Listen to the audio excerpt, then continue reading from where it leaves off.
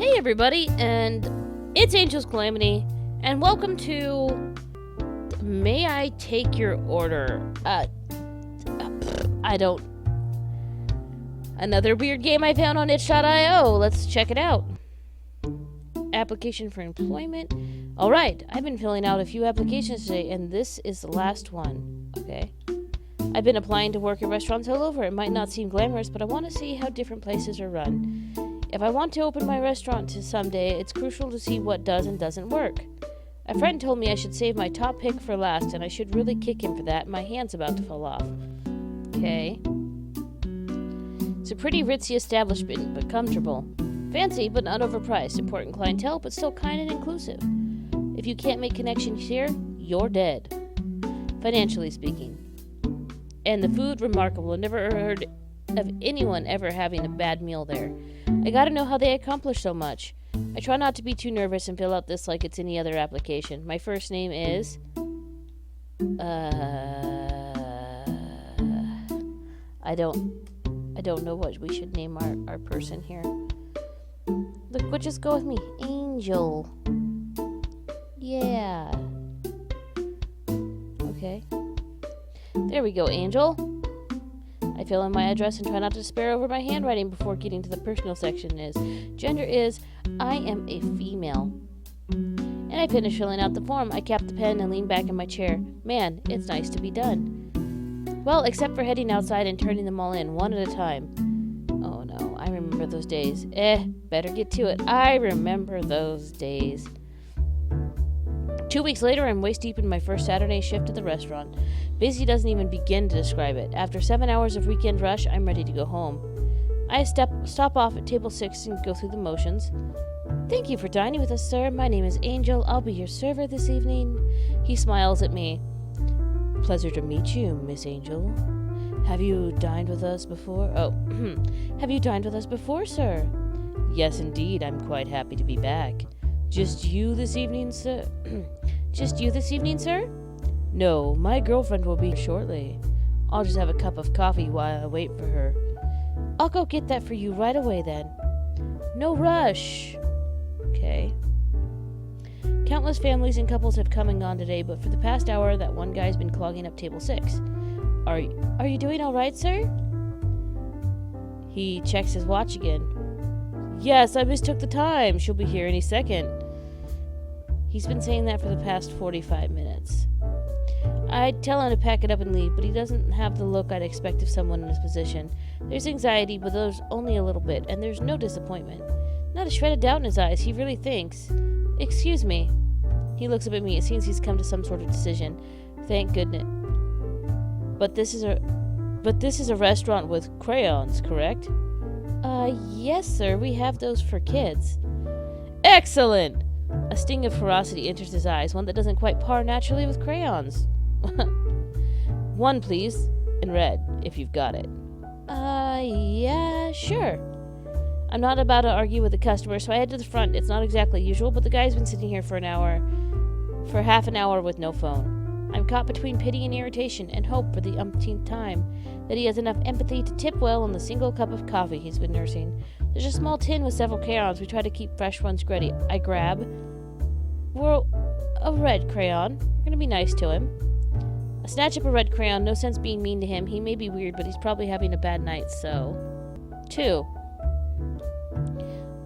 I bring the crayon back over to him and hand it over. Thank you, Miss Angel. It's no big deal. Hey, are you okay? I saw you don't have a cell phone, but we could call your girlfriend and... No warning, no nothing. He knocks everything off the table and climbs right on. Uh-oh. What? Sir, please get down.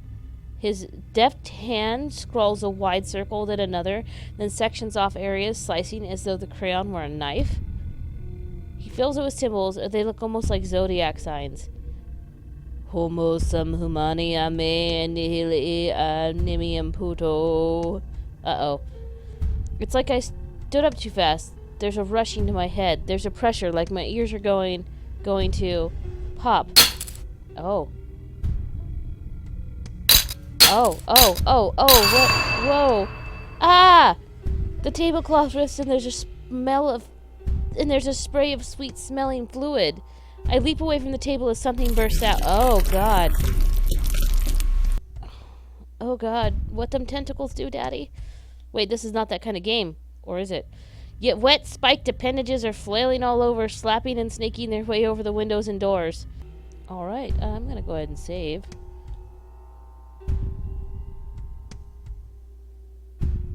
Okay. They're fleshy but soft, too soft, and they mush and disfigure as they slam against everything in sight. Oh my. One smacks a hat off another diner, who continues to eat her meal, unfazed. Nobody is screaming, and nobody notices me on the ground, arms raised to protect my face and throat too tight to scream again. But that's okay. The thing is screaming enough for the entire restaurant. It's letting out a dual-tone screech high and low, but I can't discern one throat, let alone two. Crayon thrown to the floor, the stood-up guy and worst diner ever starts to call out at it. Sweetie! Sweetie! For goodness sake, put your body on. We're in a nice restaurant. Oh. It screeches and roars back at him. I know, but... He waves a bundle of cloth at it. I brought you some clothing! And it's super comfy. It slurps up the bundle of fabric, and the creature bubbles and draws back on itself, twisting until... Oh. I emerge. You're here! You had me worried. I figured I'd help break the barrier down a bit. Teleportia, you have no idea how good it is to see you. When he says that word, my ears finally pop and my teeth grit. It's a bad word. It's not a curse word per se, but not so much a word you shouldn't say in front of your boss. Feels like the wrong answer in a classroom or meeting. That moment when everyone turns and looks at you, and you just want to sink through the floor. I just want to sink through the floor.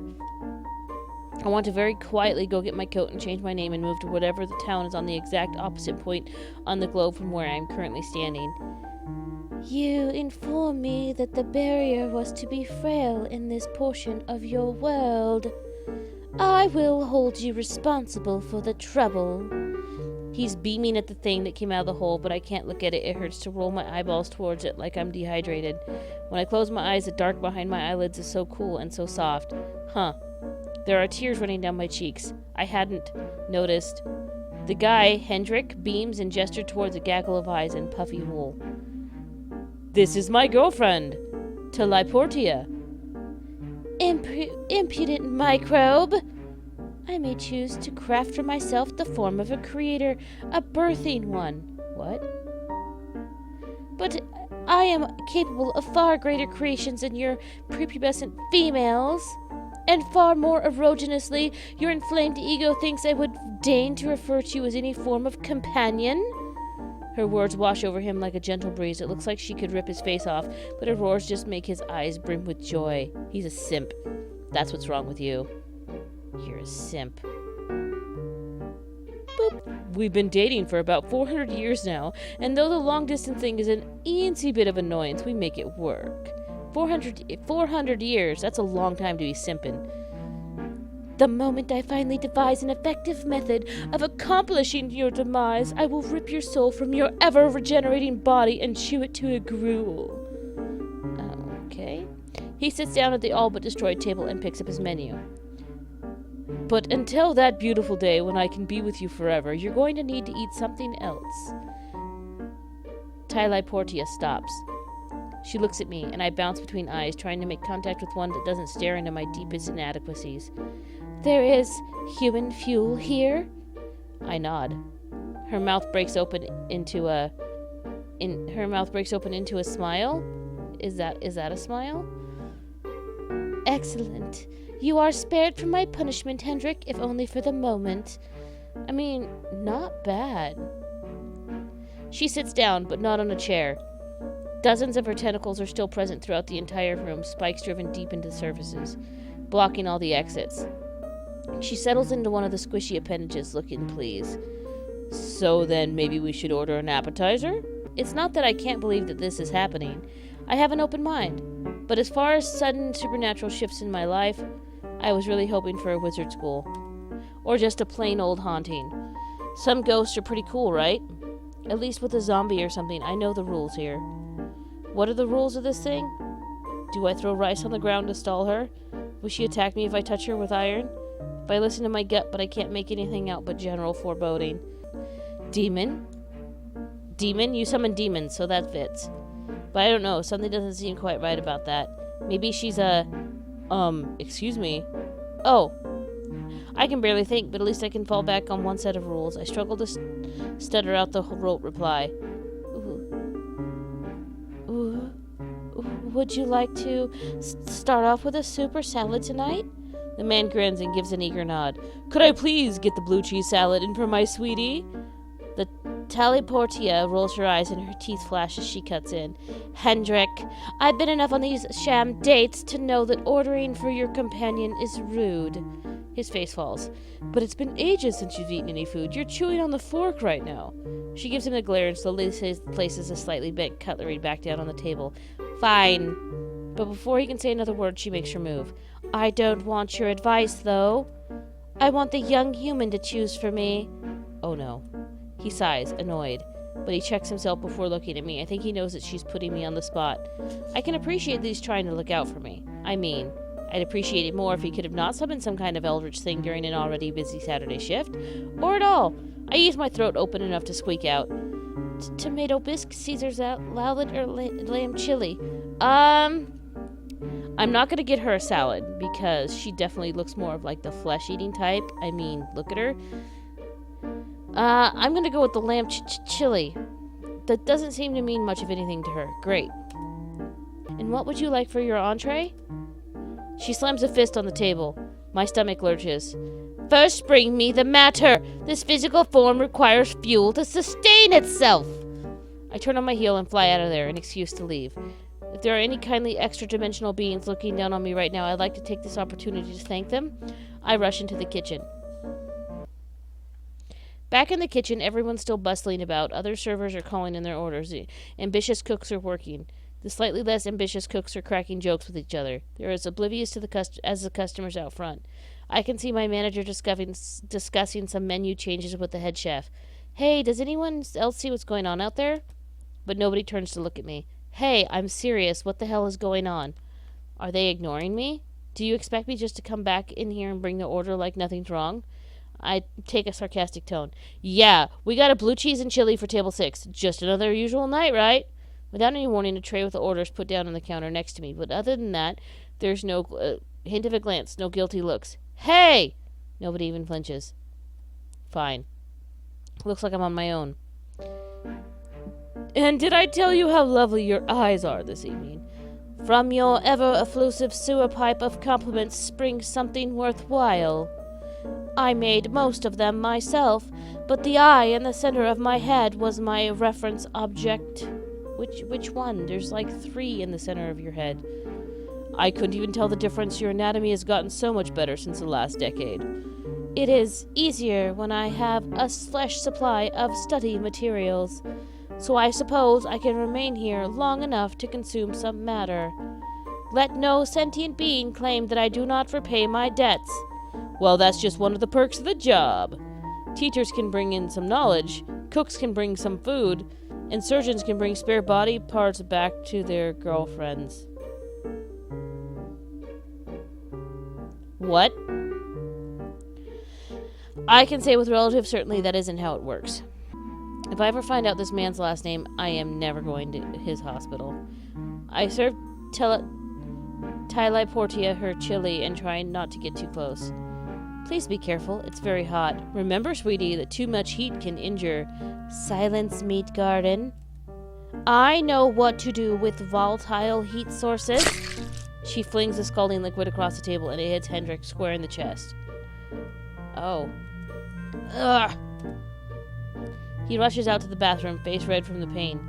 We don't serve our soups at a heat that could do permanent damage, but that still has to hurt. She closes most of her eyes and inhales. A deep breath, satisfied. When she speaks again, her rough voice has a tranquil tone. Clean it up, human. This is an establishment with standards, is it not?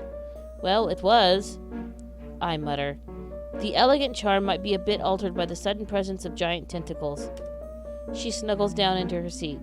This is a gift for your owners. This is a sliver of my true form. Well, it's lovely. Sorry that you didn't like the chili. Apology unnecessary, human. I enjoyed that immensely. She sniffs the air, and it smells nice as well. She dabs a little of the meat on her neck. This body has concentrated blood flow around the throat and wrists. These pulse points heat and disperse stray molecules of matter, allowing humans to perceive them with their noses. She seems quite pleased with this luxury. She wraps a scarf around herself. Now that I think about it, the clothing Hendrik bought for her is all very heavy. A maxi skirt, a thick sweater, a blanket scarf. The way you're clutching that scarf, are you cold? You may not have my scarf. It retains my heat. I will continue to generate and retain heat, and it will belong to me, not you. I take a step back. Nope, that's all your heat, fair and square. She growls. Happily? Yes, all mine. Hendrik will be procuring more matter this evening, which will continue to power this form. Physical exertion is a luxury, the caloric energy necessary to move but a digit. She lifts one of her own claws. Is precious. I have gone for thousands of years, living in wait for foolish summoners to tear open rifts and let me in the good heat from your world. Tylai Portia leans down on the table. She edges of the scarf trail into her chili. Or at least what's left of it. Is it selfish to be happy that she's disarmed now? Look at the still present tentacles and recalculate that statement. She at least cannot harm me with soup. And that's something. So, human, how do you enjoy generating your own heat? It's good. I'd rather just turn on the heat. Let me quick save real quick. It's good. I'd rather just turn on the heater, though. It's not that great, really. Have you ever gotten sweaty? I like it. Physical activity is fun. I'd rather just turn on the heater. Not gonna lie. When it gets cold, I can't bring myself to do much of anything, so I'll just turn up the thermostat. She slams a hand down. No! This is unacceptable. Lazy, lazy human. Uh-oh. In the void, there is no heat. There are no suns off of which to leech like some creature that lives off the blood of another. I don't think she knows that the verb correlates to an actual animal. You need to be more grateful. And Hendrik returns. Getting along well? As well as might be expected. Still, thank you for keeping her company. We'll eat our appetizers and... She shakes her head. I'm finished with mine. He laughs. Of course, how could I forget? So then, would you like to move to the main course now? The next part of the meal? Ah, yes, with the larger portions. Hendrik points to her menu. So, what are you thinking about? I always like steak, but I admit that I was kind of thinking about splurging on the... Hey, human angel. I snap to attention. Yes, ma'am. Choose. Do it promptly and wisely, or else I will need to consume something else for my main course. She's staring at me right in the eyes. Her gaze lingers on my mouth. She stares at my teeth and licks her lips. You're gonna eat my teeth? Disgusting! Could she eat my teeth? Well, I think you would enjoy. We have a beautiful porterhouse steak. We have live lobster here. I recommend the squid ink pasta. She didn't seem much interested in the steak. We have live lobster or squid ink pasta. Would she like the squid ink because of the void, or live lobster because it's alive?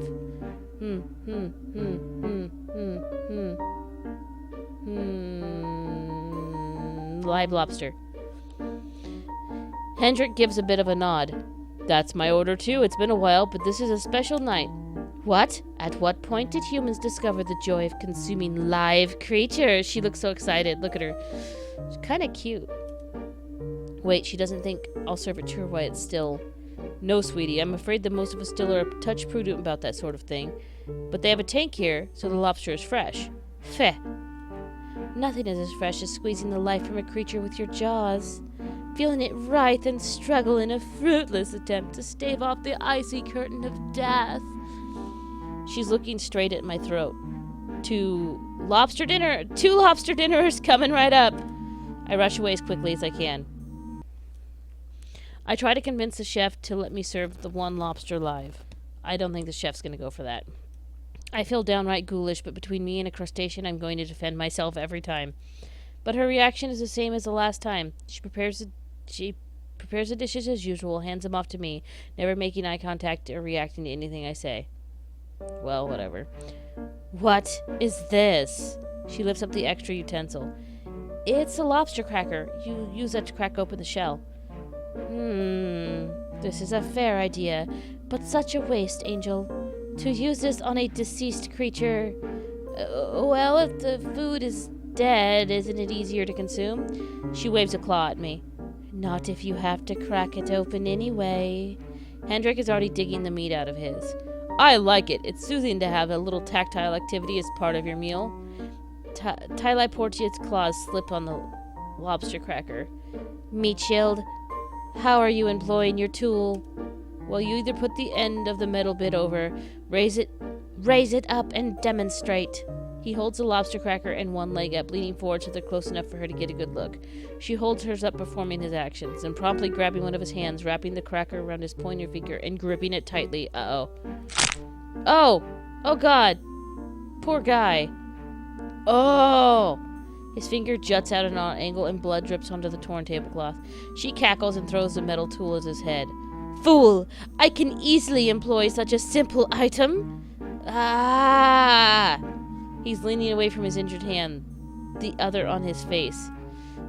Oh, right you are, you got me. He sure does look embarrassed. It's really hard to tell through the pain. I mean, that is an expression of pain on his face, right? I guess she got him? He breathes heavily, trying to get himself under control. As though to prove a point, he goes right back to eating dinner, as though nothing was wrong. So, before I go, is everything to your liking? Is the food, powering your true form enough? Silly Angel. When in my true form, I do not consume human fuel. This human template, what did you call it? Hendrix caught mid-bite, and he covers his mouth to respond. Human sona. Really? Really? Okay. My human sona. It consumes calories, inhales oxygen, excretes feces, all the same as you yourself, I assume. I never expected to have a restaurant patron ask if I breathe and poop, but here we are. But my true form requires something much more deeply sustaining. She stares me down.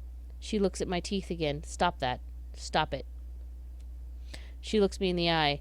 She holds that eye contact and waits. I try not to squirm, but my moxie is inadequate for the situation. She waits, and then laughs. I can breathe again. Delicious, a light dusting of fear, nothing too overwhelming. If that doesn't strike her as much fear, let me never ever learn what does. So you eat fear then? It falls under my purview. Suffering. Sweetie's true form eats concepts. And she builds her human sonas to have quite the taste for them too. Any form of important emotion could sustain her, but she's picky. I am not. Suffering is the only thing worth eating. Eating anything else would be beneath me. It's okay, whatever you eat. I love you just the way you are. Simp, but also kinda sweet. And I would like you much better with several more stab wounds to the head.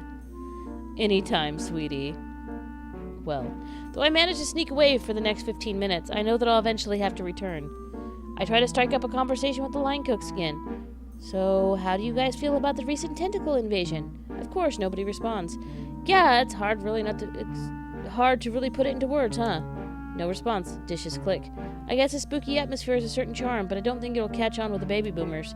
Conventional wisdom says that they like elegance or rustic charm. And Midwestern moms are not into dripping fluids. Who is into dripping fluids? I mean, as a general group. I don't want to assume individual tastes. That gets boring quickly, so after the appropriate waiting period, I head back over. So, thank you for dining with us tonight. I did it. I made it through the evening. I'm tempted to not even give them a check, just rush them out the door. But I refuse to slip up now. It's been a delight getting to know the both of you. How kind of you! You know, I was planning on heading out, but you know what? I couldn't care less if I attempted, and I am very powerful. I am capable of carrying far less than most humans could in their most apathetic dreams. Let's do dessert. Oh, no. Oh, okay. I look from his smiling face to Portia's cruel one. I know how this goes. Let's make a recommendation. I recommend our chocolate torte for the beautiful couple. Do you feel like drinking? Sure do. After dinner brandy? Bucket, caution to the wind. Bananas, Foster, flambe. Give me another one of them just quick saves there, please and thank you. But you know what? Bananas, Foster, flambe, perhaps? That might impress her. Look, I don't know. Let's just go with it. Is my professionalism slipping? It must be. What are we impregnating? Sweetie, it's a figure of speech. I don't have that function this time around. Sweetie, I think she's just tired. That's okay. I think if I want to do this to be a truly... Oh, because I actually said fuck it out loud. Oops. I think if I want this to be a truly satisfying night for our esteemed void goddess, then she's going to enjoy this dessert. Or at least how we cook it. What is this blathering about? But I can tell I've got her hooked. We cook it tableside. With a huge flame. And there it is. I'm not so sure about this. It looks like he's picked up on the pattern too. Oh, I insist. I don't even need to write this one down. 1 flaming dessert for table 6. I scramble about the kitchen, grabbing everything I need. And am I clear to do this? Hell no. 2 weeks in is not long enough to have permission to set things on fire next to the diners. But tonight's special, isn't it? Uh-oh, what have I done? I wheel the cart over. Feeling a mite chatty, I take my time prepping to light it on fire. So congrats on getting out of the, what did you call it? The cold place? The void. Void, God, what's it like in there? Dark, cold, mostly barren. Locked for something approaching an eternity with nothing but your own thoughts. Unless one can become creative. I do my best to make creatures to fill it, but is a vast expanse. Utterly, endlessly big. Literally, endlessly big. But with nothing in it. Yeah, I caught the part of your conversation before. You made your body, right? Indeed, when rifts become open, I am able to seize not only heat, but stray matter. I model the majority of my creations after your carbon-based life forms, but modification must be made. I'll bet. And if the void doesn't have heat or any of its own matter, you need to make creatures that don't eat or breathe, right? Good, human. I model most of them after myself. And you eat concepts? Yes. After billions and billions of years, I evolved over a million species of void creature. Nearly all of them feed, as I do, on the concept of suffering. So it's an endless, barren place with no light, no heat, where the only things that exist just go around preying on each other's suffering all the time? Yes. Is it not marvelous? And someday, human angel, there will be a rift large enough that only tiny scraps and stray humans will fall through. But your entire plane of existence... Oh, well, you will enjoy it. Wouldn't I, hate it? I got distracted there for a bit, but I grabbed the rum. Can't caramelize it right without a pretty flame. I mean, I don't enjoy suffering. You'd be surprised what humans can get used to. I used the wrong English word. A closer translation might be resignation. You would become resigned to an existence saturated with pain. Enjoy is not the correct term. Unless you're a disgusting cluster of miswired brain signals. Love you too, sweetie. I know what you're doing, Hendrik. You think if you can keep delaying me with fancy dinners, stolen body parts, gentle words, and rough sex. Oh. Could we not talk about our sex life in public? Thank you. She places a hand on his arm. That you can stop me. You are as always disgusting, but an appealing opponent. Look out! And I light it up. The flame shines in her eyes, and I can feel the heat coming off of it. I should probably be keeping a close eye on it to make sure it's cooking properly, but looking over at Hendrik and Portia, they're holding hands. So simply and happily. Look at her, she's so happy. She's kind of a cute little eldritch whore. Look at her. She's gripping his hand tightly from joy. And then she jerks him across the table. Oh. Straight into the flaming cart. Oh no. Now that burn, that one could cause permanent damage. Though he may be lucky, that's the worst thing that happened to him tonight.